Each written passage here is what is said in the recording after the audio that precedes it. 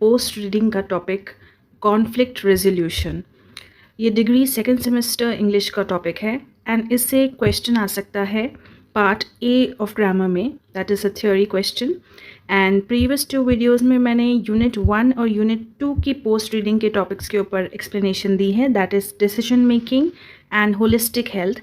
सो अगर आपने वो वीडियो चेकआउट नहीं की है तो लिंक डिस्क्रिप्शन बॉक्स में दी गई है, so you can check that out. So आज का टॉपिक है कॉन्फ्लिक्ट रेजोल्यूशन। कॉन्फ्लिक्ट यानी कि डिसएग्रीमेंट, जब हम किसी के साथ अग्री नहीं करते हैं। यहाँ पर टॉपिक है कॉन्फ्लिक्ट रेजोल्यूशन, यानी कि जब आप किसी के साथ डिसएग्री करते हो तो उसका सल्यूशन कैसे निकालें। Okay, so let us understand this in detail. Conflict is a disagreement, a collision, a quarrel, a dispute or tension between two or more people or groups of people.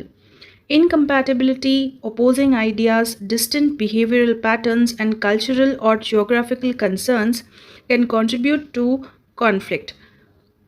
External forces do not always generate conflicts. यानी कि conflict एक तरह का disagreement होता है जो कि दो लोगों के बीच में होता है, या फिर हम उसे कोलिजन भी कह सकते हैं, यानी कि एक violent attack.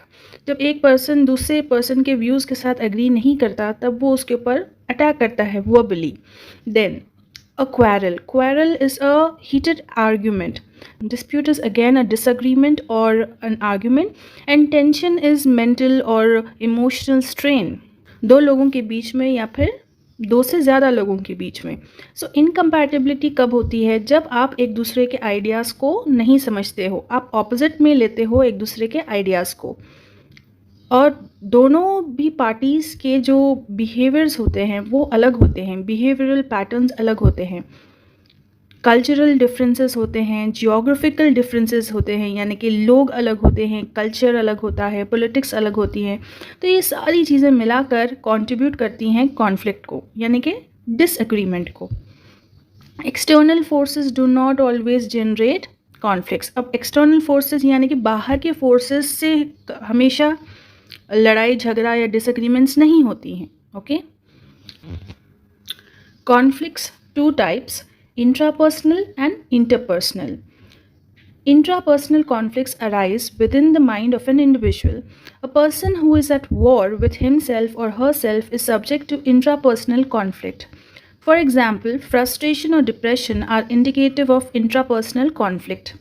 Other types of conflicts which exist in this group are goal conflict or role conflict. Saying कि कॉन्फ्लिक्ट जो होती है, डिसएग्रीमेंट जो होता है, वो 2 तरह के होते हैं, एक इंट्रापर्सनल और एक इंटरपर्सनल।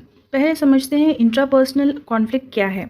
इंट्रापर्सनल कॉन्फ्लिक्ट एक ऐसा कॉन्फ्लिक्ट है जो कि इंसान के अपने दिमाग में ही होता है, या खुद से ही लड़ता है, खुद ही को ब्लेम करता है, तब वो इंट्रापर्सनल कॉन्फ्लिक्ट होता है। जैसे कि फ्रस्ट्रेशन हो गया, डिप्रेशन हो गया, ये सारे जो है वो इंडिकेटिव है, यानी कि साइंस है इंट्रापर्सनल कॉन्फ्लिक्ट के। अब जो कॉन्फ्लिक्ट है वो होता है गोल कॉन्फ्लिक्ट, यानी कि जब हम कोई मिशन पर होते हैं या फिर हम उस चीज़ को हासिल करना चाहते हैं तब हम खुद से ही कॉन्फ्लिक्ट्स में आते हैं, डिसएग्रीमेंट्स में आते हैं। या फिर रोल कॉन्फ्लिक्ट, जब हम मल्टीटास्किंग करते हैं, एक वक्त पर कई सारे काम करते हैं और हमें अक्सर स्विच करना पड़ता है एक टास्क से दूसरे टास्क में, तो वहाँ पर भी कॉन्फ्लिक्ट आ सकता है।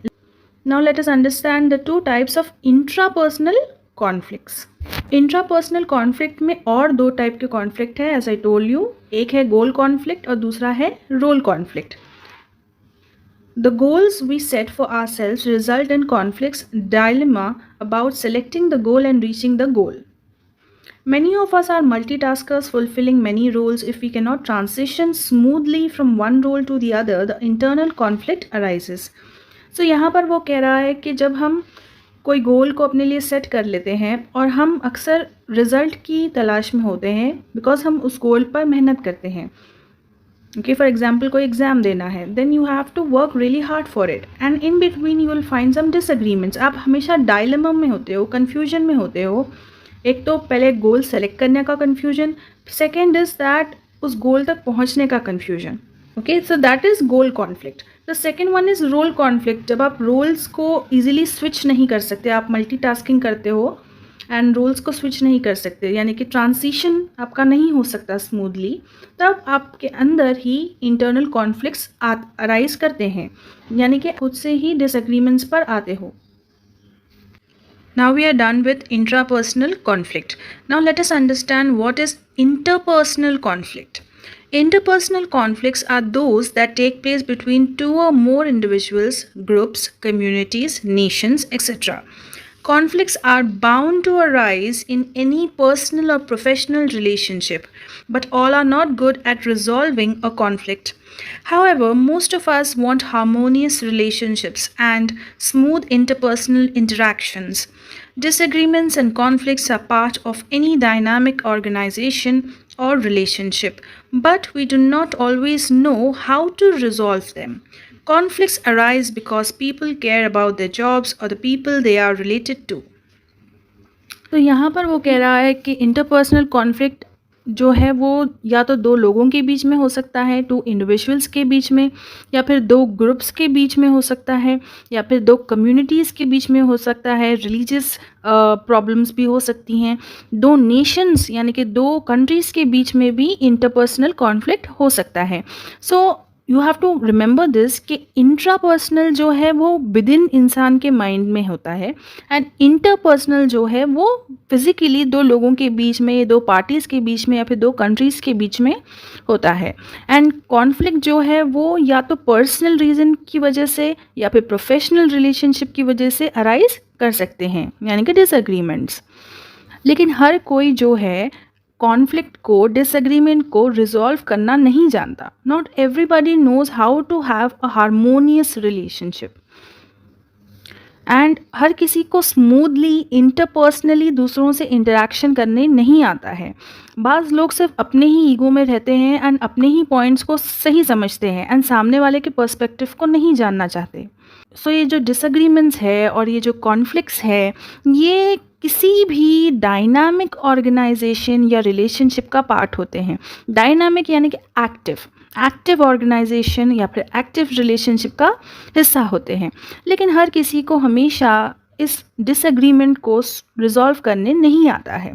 कॉन्फ्लिक्ट इसलिए अराइज करता है बिकॉज कुछ लोग सिर्फ अपनी जॉब के बारे में परवाह करते हैं या फिर उन लोगों के बारे में जो कि उनसे रिलेटेड है, and want to produce results or expect those who are related to doing well, और वो results भी हासिल करना चाहते हैं सिर्फ अपने ही लोगों से रिलेटेड या फिर खुद के ही बारे में, और अच्छा करना चाहते हैं लाइफ में।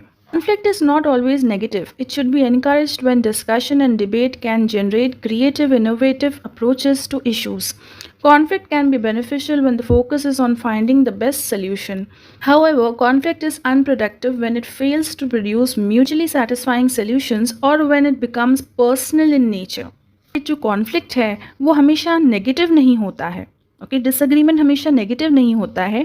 कॉन्फ्लिक्ट्स होते हैं, उन्हें सिर्फ डिस्कशन में या फिर डिबेट में ही यूज़ करना चाहिए, क्रिएटिव वे में और इनोवेटिव वे में। क्रिएटिव वे यानी कि एक नई अप्रोच, एक नई सोच के साथ। इनोवेटिव अप्रोचेस यानी कि नए मेथड्स के साथ या एडवांस मेथड के साथ हमें इश्यूज़ को रिजॉल्व करने की कोशिश करनी चाहिए।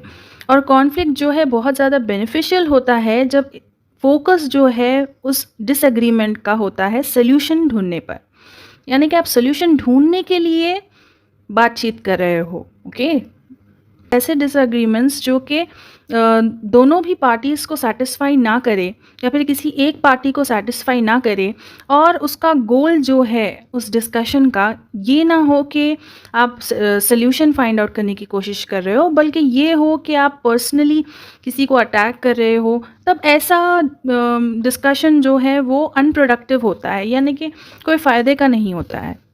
चलिए अब जान लेते हैं स्ट्रैटेजीज टू रिजॉल्व कॉन्फ्लिक्ट्स, यानी कि क्या टैक्टिक्स यूज़ कर हम हमारे प्रॉब्लम्स को, हमारे डिसएग्रीमेंट्स को रिजॉल्व कर सकते हैं, सॉल्व कर सकते हैं। Number 1, depersonalize the conflict. Don't think that the other person is trying to make a situation difficult. यानी कि आप जो है पर्सनली मत लो कोई भी बातचीत को। हमेशा ये सोचो कि आप सोल्यूशन फाइंड करने की कोशिश कर रहे हो, और सामने वाले के बारे में ऐसा मत सोचो कि वो इंसान इस सिचुएशन को डिफ़िकल्ट बनाने की कोशिश कर रहा है। Clearly state your desire to find a solution that will work for all involved. यानी कि आपका जो डिज़ायर है, आपकी जो इच्छा है कि आप प्रॉब्लम का सॉल्यूशन फाइंड करने की कोशिश कर रहे हो, उसे क्लियरली आप बता दो, ठीक है? ताकि आपकी बातचीत से ये ना लगे कि आप बस अपने ईगो में ही बात कर रहे हो, बस अपने ही पर्सपेक्टिव को इम्पोर्टेंस दे रहे हो, ऐसा ना लगे सामने वाले को। Build on areas of agreement before addressing areas of difference, यानी कि आप पहले सामने वाले की बात सुनो, उसके पॉइंट्स पर एग्री करो एंड उसके बाद में आप अपने पॉइंट ऑफ डिफरेंस भी रख सकते हो। अगर आप स्टार्टिंग में ही डिफरेंसेस बता दोगे देन सामने वाले को लगेगा कि आप बस अपने ही पॉइंट्स को इम्पोर्टेंस दे रहे हो एंड शुरू से ही आप अग्री नहीं करना चाहते थे। Then learn to listen first and talk next. Ask open-ended questions to encourage others to express their views. यानी कि सबसे पहले इम्पॉर्टेंट ये है कि आप सामने वाले की बात सुनो एंड उसके बाद ही आप बात करो और ऐसे सवाल करो जिससे सामने वाला इनकरेज हो और अपने ख़यालात को भी एक्सप्रेस करे पूरी तरीके से. Try to arrive at a common goal where everyone involved can focus and agree through areas of disagreement. Disagreements तो देख ही रहे हो, लेकिन आप एक ऐसे कॉमन चीज़ के ऊपर अग्री करने की कोशिश करो जिसमें सामने वाला भी अग्री करता है और आप भी अग्री करते हो. ऐसे पॉइंट्स पर आपको अग्री करना चाहिए, ठीक है.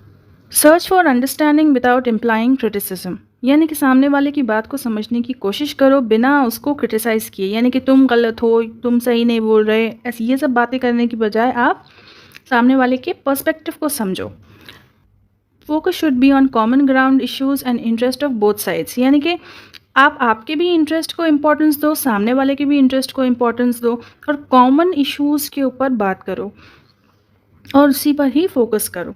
Identify specific behaviour patterns in concrete terms and explain tangible outcomes, यानी कि आप अलग अलग बिहेवियर्स के बारे में बात करो एंड जो चीज़ें आपके सामने हैं, जो आप अपनी सेंसेस से देख सकते हो, सामने जो इश्यूज़ हैं, कॉन्क्रीट टर्म्स जो हैं, उस पर आप अग्री करो and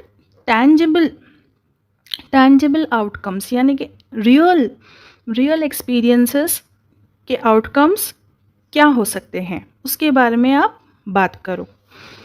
rely on facts instead of individual judgements और इन्फ्लुएंसेस, यानी कि आप सिर्फ अपने ही एक्सपीरियंसेस के ऊपर डिपेंड कर रहे हो, then that is not correct. आपको फैक्ट्स भी देखने होंगे कि अगर आप फैक्ट्स चेकआउट करोगे देन चीज़ें सही आउटकम पर आ सकती हैं.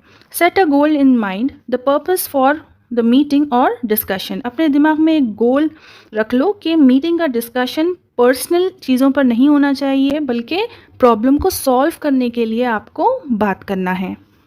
Let the arguments be directed towards the problems not the person, secondary issues can divert और कन्फ्यूज मैटर्स, यानी कि आप आर्ग्यूमेंट्स जो है सिर्फ प्रॉब्लम से रिलेटेड ही करो. आप उस पर्सन को जिससे आप बात कर रहे हो उसे पर्सनली अटैक नहीं कर सकते.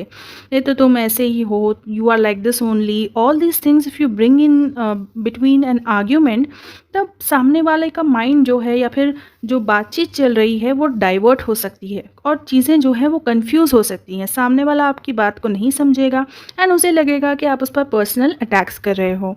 Ask yourself the reason for saying what you intend to say. Focus your attention on achieving the primary goal than any other personal agenda. खुद से आप सवाल करो कि क्या रीज़न हो सकता है और मैं क्या बोलना चाहता हूँ. वो सारी चीज़ें आप पहले सोच लो अपने माइंड में एंड अपना अटेंशन जो है वो प्राइमरी गोल के ऊपर ही रखो आप, यानी कि mission to solve the issue. ये नहीं कि आप पर्सनल एजेंडा पे जा रहे हो कि सामने वाले को नीचा दिखाने की कोशिश कर रहे हो. इससे चीज़ें सॉल्व नहीं होंगी, उल्टा कॉन्फ्लिक्ट्स और बढ़ेंगी.